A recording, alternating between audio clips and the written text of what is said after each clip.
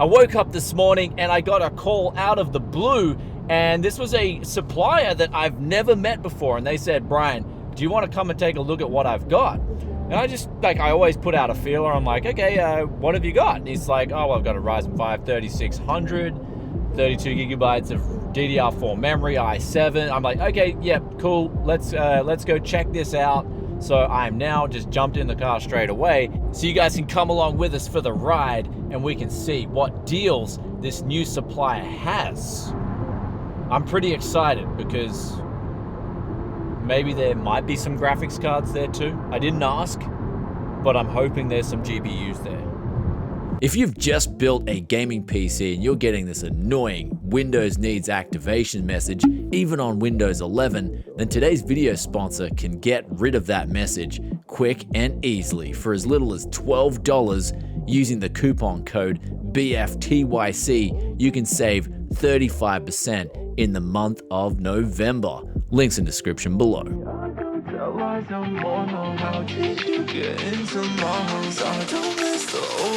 I can say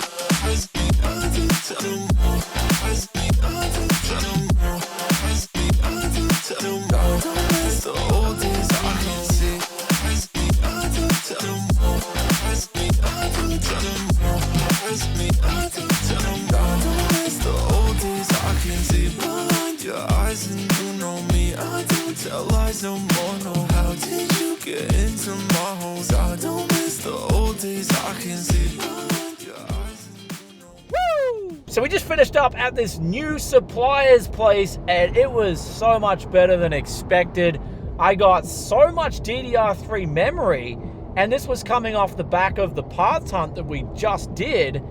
And I already got heaps of DDR3 memory in that parts hunt too. So overall, I think there was roughly 200 gigabytes of memory this time around. Then we cleared a heap of i7 CPUs. We got that Ryzen 5 3600 with 32 gigabytes of RAM, the motherboard. It even came with a water cooler, which is always good when you're building a gaming PC to reflip, because people love water cooling for some reason. If you're selling a PC with water cooling, people just love it. So we got that. We also got more graphics cards than I expected. Even though they're old cards, I can still make good budget PCs with these graphics cards. So we got a heap of 7973 gigs, and we got them from about $40 a piece. So they were about $40 a piece, and we picked them up. And then we got also a GTX 570, and there was just a heap of other stuff too, which as we're going through the price list, I'm just like, yeah, that seems pretty good. We'll go with that. But as we're going through the price list, there was some X79, X58, and also X99. Now, this stuff, the guy's not 100% sure if it works, so I paid $100 for these three motherboards. But even if one of these, for instance, the X99 board ends up working out, then that'll be worth more than all the three things combined. So that, in my opinion, is a pretty good deal. But in terms of what else we got, let's get back to the Tech Yes studio, and then we'll also start testing some of this stuff and seeing if it works.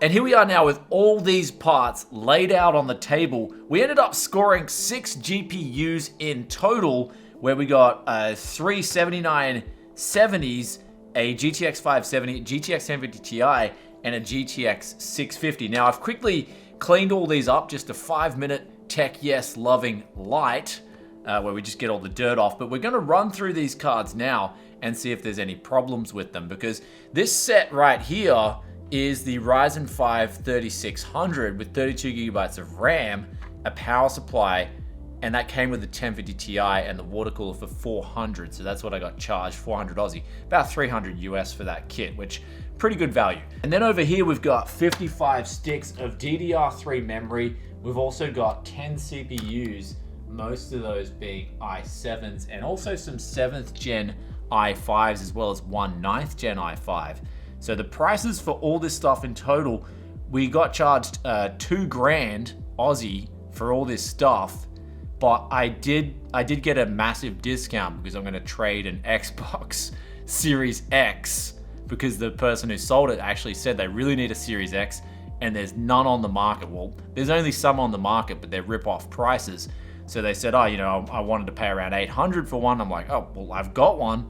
I can do it for you for $800 because you're hooking me up with all these deals right here. But what we're gonna do now is we're gonna go through 2 phases of testing. You know, test out the GPUs, then test out the motherboards, but we'll give them a clean as well. And then we'll see if there's anything here that doesn't work, because even though these got sold as a bundle, the motherboards, some of them I actually pulled out of a dumpster because the person said, look, some of the stuff, it's just not worth it. There's nothing, it comes from broken machines, so they just chuck it out. And I'm like, well, if I can get a motherboard to work, then I'm really happy. So I pulled out a few motherboards that I thought were potentials. Sure, they got some bent pins and stuff, but that's my specialty, is trying to bring this stuff back to working conditions. And also there's a Lenovo and also a Dell. I'm gonna do a special video with this Dell because I want to try and convert that into a gaming PC.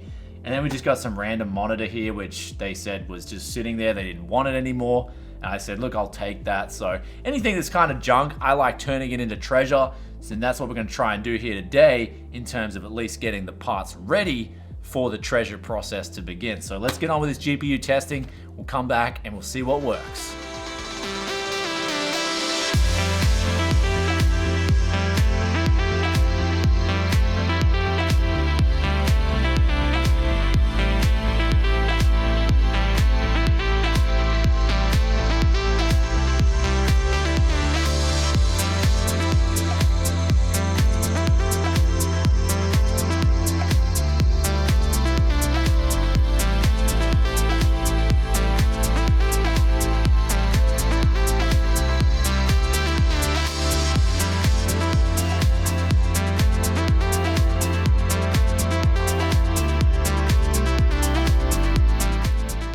So out of those 6 graphics cards that we just tested, one ended up giving us out an error. Essentially, it's a faulty card. It won't work in its current state. It's giving out that B2 error coming from the motherboard, which means that the PCIe device, in this case, the graphics card, is faulty and it's not working properly. However, the other 5 graphics cards, they all work fine. We've tested out Run the Heaven benchmark on all the other 5 cards. All work fine, so 5 out of 6 cards. I'm pretty happy with that. It's time to now to clean up some motherboards, bend some pins back, and see what luck we have when it comes to the Mobos. Now we're getting in close to the motherboard here where the pins are, and straight away I can notice there's an anomaly right here where these pins are a little bit out of place. So we're just gonna bend them back, and then if this board was previously not working, then it should actually work after this. So we're gonna do that coupled with a little quick cleaning session.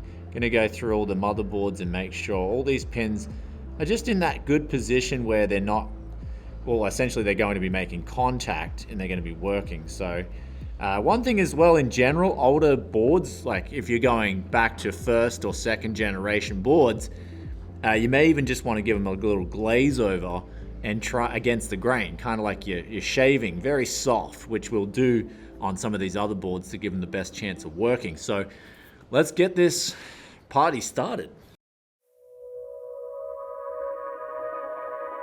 The machine got him the same way it got the lost race. No fear. But what was the lost race afraid of, Howell? Changing. Changing? Look at those skeletons down there. They had atomic energy, but they couldn't control it. Look, baby is different from the other. The race was changing by mutation. Look at those skeletons. Now imagine a shifted hip socket so they could walk upright. The baby was already without a tail. How? That would mean they were changing into yes. The lost race committed suicide rather than facing fear.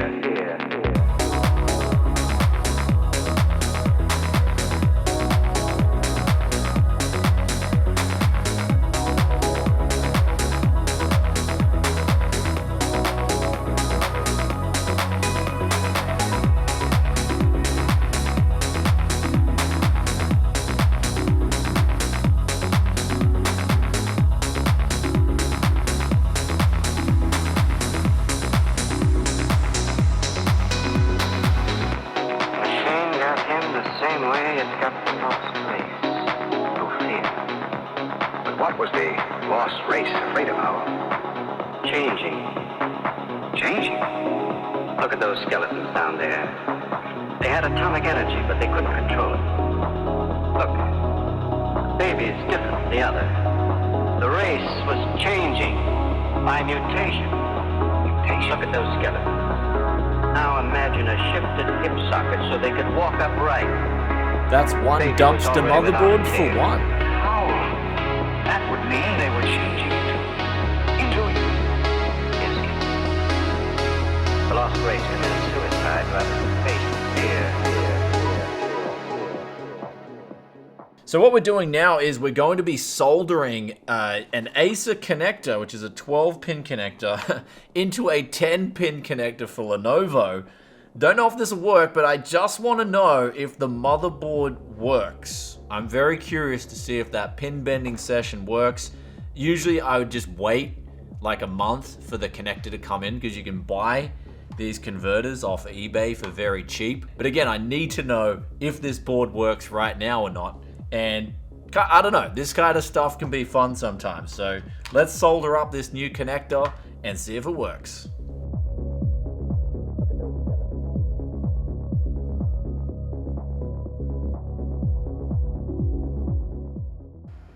Let's see what we got, baby. Fingers crossed, baby. Come on.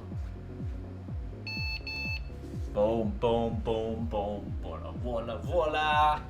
Voila, voila, voila. Woo-hoo! Please, Tech Yes City, please. Build me a budget gaming PC.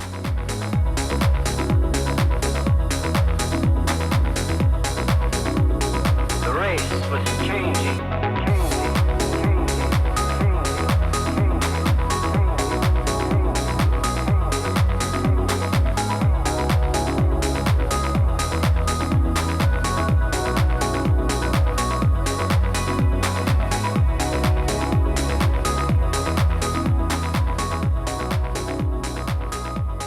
And there we have it. We've got all those motherboards. Every single one of them works. So this new supplier, I am definitely going to be calling him up a lot more and hounding him. Hopefully he doesn't get too annoyed, because when they say something's untested, they actually meant untested. They didn't know if it worked or not, because I only had one part that was broken, and that was a 7970. And usually, like, I find if I'm buying off Marketplace, a lot of people, if they're selling a single item, the untested in that case would probably be like over half the untested stuff on open Marketplace is usually faulty. So you're seeing here kind of what untested really means. Most of the untested stuff, generally and used, if you're buying it off a seller who actually hasn't tested it and they just got to move the stuff, most of the time it'll work. Even this stuff that I'm getting in and I'm bending pins back on, it's all working. And even in the case of that Lenovo with that connector, I just had a feeling like as I'm going through the stuff and it's all working, I'm like, well, let's try this connector because I'm curious. I got a feeling this motherboard will work, this Lenovo. And it was sure, it wasn't a no-go, it was a yes-go. So yes-go.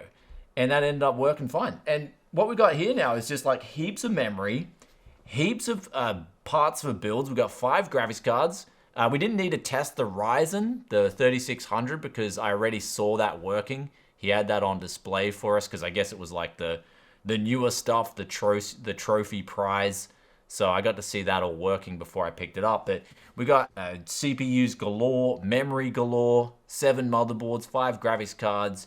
Even had a banger monitor thrown in. And so what I'm seeing now is a lot more. So yes, the graphics card prices are high, but they won't remain high forever. It's basically, you've got to have the next guy willing to buy that, Chuck E. Cheese token on the internet for whatever the guy's prepared to sell it for. So it's only a matter of time before that whole crypto thing does come down. And when it does, then there'll be this massive demand for all these other parts that are going out for cheap, because suddenly people will want to build gaming PCs again. So for me, I'm just seeing that a lot of these parts, DDR3, DDR4, it's all going really cheap. So I'm just going to keep picking it up and doing what I do. And so when I see a good deal, I'm going to snap it up. And so on the parts hunts, I've seen a really good deal.